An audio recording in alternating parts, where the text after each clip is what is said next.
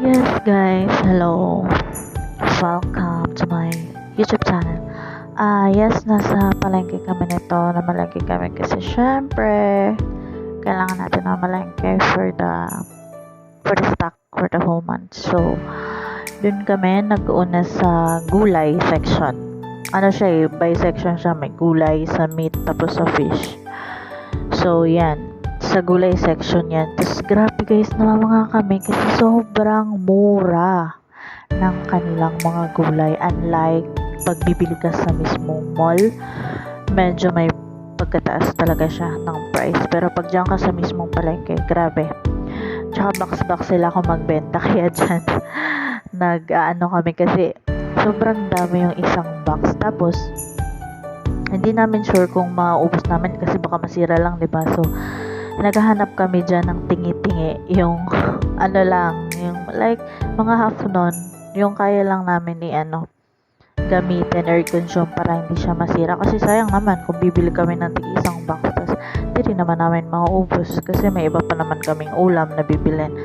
So, ayan, yung patatas na yan is 10 lang yan. 'Di ba? 10 SAR. Nakabili kami niyan, I think, nung sa Carrefour, nasa 25 siya. So, namanga ako sa ko, 10 lang. Grabe, ang mura.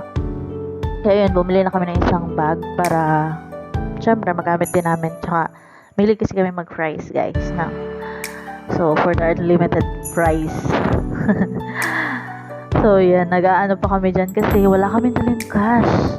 Tapos, akala namin, lahat ng tindahan dyan, may card, pero merong ibang walang card. Kaya pag bumili kami, tinatanong namin kung kuya may card ba kayo, ganito, ganyan. Kasi wala kami dalang cash, nasa card lahat yung yung pera namin. So for the panic kami dyan kasi paano tayo makapamalengke ng ayos, baka walang card yung iba, walang pang tap, ganon. Pero ang galing kasi meron sila nun. Ang bilis lang. So, hindi ka na talaga ma-hassle magbitbit ng mga barya-barya or kung ano man sa kanya, yung wallet. Safe pa din siya. So, yes. Ito lang yung gusto ko dito kasi pwede lang kahit card, kahit nasa palengke ka. Kasi, di ba sa Pinas naman bawal. I mean, wala. Mostly, wala. Talagang cash. Cash yung bibit-bitin mo. Tapos, ito na section na to, guys. Nakakita kami ng tingi-tingi. Ayan, sabi ko, uy, ito yung bagay sa atin. Kasi hindi siya ganun kadami. Yan. Yan guys, 5 real. 5 SAR lang yan. Oo, 5 yan lahat ng balot-balot. O diba, for the bongga. May Ang galing nila guys kasi para ka rin nasa Pinas kasi may kamote, may saba pa dyan, may nyog dyan. Ang dami, sabi ko, wow, para namang feel at home ka lang din kasi pwede mong kainin yung mga gulay na gusto mo na usually kinakain natin sa Pinas, ganun. Tapos yeah, yung naka-white na yun laging nakasunod sa amin. Driver yun namin. So, buti na lang sumama siya kasi, Diyos ko day, ang bigat-bigat ng mga gulay. Ang hirap bit-bitin nun. Magkakandakuba na kami, ang layo-layo ng parking na pinarkingan namin. Pero buti mabait siya guys. Mabait yung driver namin. Yeah, diba? So, for the talaga kami niyan, for the ikot-ikot, kahit napakainit guys, grabe yung temperature niyan, ang aga pa yan mga I think nasa 9 pa. Ayan si kuya. Si kuya gwapo. Diba? Huy, tawa-tawa na yan. Ang cute niya lang kasi, tapos siya, niloloko ko siya nung kasama ko. Shout out at Kim. So ayan guys, tapos na kami mamalengke and bumalik na kami sa kotse kasi grabe yes guys, grabe yung init niyan, sinasabi ko sa inyo. Kaya ngayon kung lalabas kayo, huwag yung makalimutan mag sunscreen kasi for the sunog kayo niyan. Oo, kasi grabe, sobrang init, parang alam mo yun. Tapos hindi pa ako naka long sleeve niyang time na yan kasi wala ako long sleeve. Tapos for the sunscreen and lotion lang. Diba, ang lagkit. Tapos, next destination namin is doon kami sa fish. Actually, hindi naman kami bibili ng fish. Kasi bawal na magluto dito kasi nagagalit ang aming madam. Yes, yun na naman pag mga Arabo, hindi nila gusto yung medyo ma-smell. You know, fish, di ba? Sobrang smelly nun pag prinito mo. So, pupunta kami doon sa fish market. And medyo hindi naman siya ganun kalayo, pero doon sa mismong tapat lang din. Pero kailangan namin sumakay kasi para doon yung parking, para hindi kami ganun kalayo maglakad. Yes, grabe yung pagod niyan. Naglalakad pa lang kami isang store. So, ayan guys, ito na kami sa mismong fish market. Guys, mamamangha kayo sa linis. Sa linis ng fish market nila, grabe. Sabi ko, wow, parang kang nasa mall, parang kang wala sa market. Doon lang ako nakakita ng ganito kalinis na supermarket so far sa buhay ko. Charot. O, di ba? O, sino ka dyan? Walang kadumi-dumi. O, kabog, si Ate Kim. Guys, grabe. Sabi ko, wow, napapawaw talaga ako niyan sa video. Di ba? For hanap kami ng hindi, pusit yung hinahanap namin dyan at hipon kasi yun lang yung pwede namin lutuin na hindi siya masyadong mangangamoy. Oo. At grabe, ang ano ng mga isda nila talagang ang pipresko. Sobrang, tsaka hindi siya ganun ka-pricey kahit ganyan. Hindi siya pricey, like, I think nag-range lang yung hipon sa 20 SAR, tapos ang hipon is 25 SAR, tapos 20 SAR naman yung pusit. O, di ba? For the instant ka na. Makakakain ka na.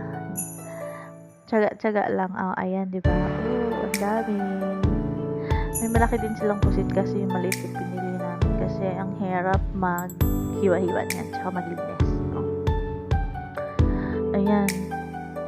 Ang laki ng fish market nila. Sobrang dami mong pagpipilian ng mga isda kung pupunta ka dito. Ayan. So, nagtitimbang na. Tig 1 kilo lang naman yung kinuha namin, guys. Kasi alam namin madami na yun. Tapos may gulay pa kami. Tapos bibili pa kami dyan ng meat. So, di ba? Medyo madami na. So, syempre, for the hintay ako niyan. Kasi si Ate Kim yung nakipag-usap dun sa mismong binibila namin. And grabe, buti na lang may kasama kaming isa na marunong mag-Arabic kasi ang hirap pamili, guys, nang hindi ka talagang hasang-hasa mag-Arabic kasi may iba naman kasi na yun, alam na nila yung iba nga alam Tagalog di ba? Alam din nila mag-English, pero may iba din na okay, nagdadadal sila tapos hindi namin naiintindihan ano yun. Oh my god. for the intindi, like, ano yun kuya? Ganun. Pero, mabuti naman nandun yung driver namin. Siya yung nakikipag-usap minsan pag hindi namin naiintindihan yung sinasabi. Yeah. So, after nun, sa pusit at ating hipon, for hanap kami ng I think chicken. I think chicken yung hinahanap namin dyan kasi chicken at egg yung kailangan namin bilhin. O, ayun, hi, shout out daw for the hi si kuya. And yes, I think parang umikot lang kami niyan kasi ano siya, ang galing niya kasi by section yung ano nila, yung pinaka-fish at ang meat. Ayan ang meat. Guys, grabe. Hindi ko yung naamoy ko dyan. O, tignan mo ang mukha. Hoy, umayos ka. Diba? Kasi sobra talagang smelly. Oh my god, like para ka masusuka sa baho kasi mostly nandyan mga beef at mga karnero, ano pa yun, camel. So grabe pala ang lala ng amoy niya. Pero yung binili namin dyan is beef lang. Bumili lang kami ng 1 kilo na medyo buto-buto. And guess what? It's only 20 real. O, diba? Pag binili mo yan dun sa mall, like, mag-range siya ng mga 30 something, ganun. And yun, ang maganda sa maganda sa palengke bumili kasi nakakapagpa-free. For the sabi na, kuya, pahingin free. Tapos dyan, nagpanik pa kami guys kasi ayaw gumana ng card na naman. Guys, again, wala kaming dalang cash. 'Di ba? Wala kaming dalang cash pareho kasi nasa ATM lahat. So, ewan, kasi yung Stacy dito guys, pag parang meron kayong pang tap mo lang yan eh. Tapos, hindi siya nako-convert into cash. Like, kailangan mo pa siya ipasa sa ibang ATM, ganun, para ma-cash mo siya. Pero, hindi siya yung for cash. For tap lang talaga siya. For convenience for you, para hindi ka na magbitbit ng pera mo. So, yan, iwas hassle din. Pero yun nga, may stress ka din kasi paano pag walang card, paano pag wala silang for card, diba? So, hanap ka talaga ng store na merong mismong card. Oh, ayan guys, taba. Humingi si Ate Kim ng kaba. So, for the labas na kami niyan and naghahanap kami ng malapit na grocery kasi para doon na rin kami mamili ng dry goods namin kasi kailangan namin bumili ng bigas. You know naman, tayong mga Pinoy, hindi pwede walang bigas. Diyos ko dahil. yan lagi. Bigas is life. Diba? Lamon is life.